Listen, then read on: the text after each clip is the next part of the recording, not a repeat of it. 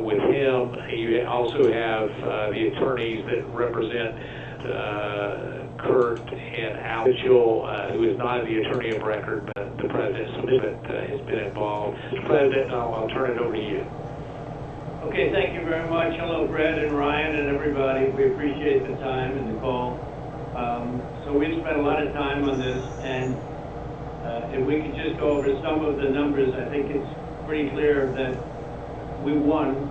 We won very substantially, Georgia. You even see it by rally size, frankly. We'd be getting 25,000, 30,000 people a rally, and the competition would get less than 100 people, and it never made sense. But we have a number of things. We have at least 2 or 3, anywhere from 250 to 300,000 ballots were dropped mysteriously into the rolls. Much of that had to do with Fulton County, which hasn't been checked. We think that if you check the signatures, a real check of the signatures going back in Fulton County, you'll find at least a couple of 100,000 of forged signatures of people with who have been forged, and we are quite sure that's going to happen. Another tremendous number. We're going to have an accurate number over the next 2 days with certified accountants, but an accurate number will be given, but it's in the 50s of thousands, and that's people that went to vote and they were told they can't vote because they've already been voted for. And it's a very sad thing. They walked out complaining, but the number is large. We'll have it for you, but it's much more than the number of 11,779. That's the current margin is only 11,779. Brad, I think you agree with that, right? That's something I think everyone, at least that's the number that everyone agrees on. But that's the difference in the votes.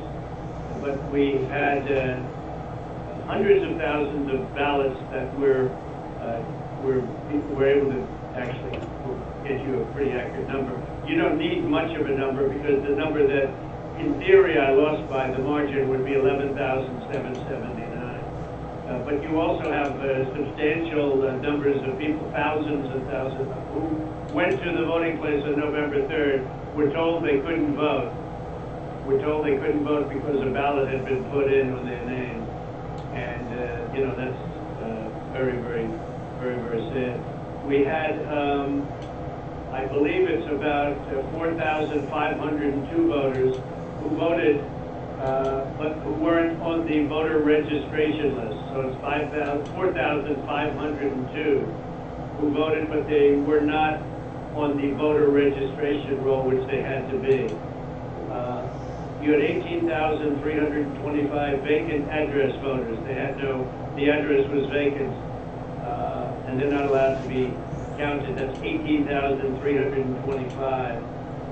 Smaller number, you had 904 who only voted where they had just a PO, a post office box number. And they had a post office box number, and that's not allowed. We had at least 18,000, that's on tape. We had them counted very painstakingly. 18,000 voters having to do with Ruby Freeman.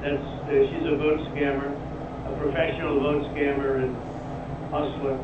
Ruby Freeman. That was the tape that's been shown all over. Microphone check. Check, check.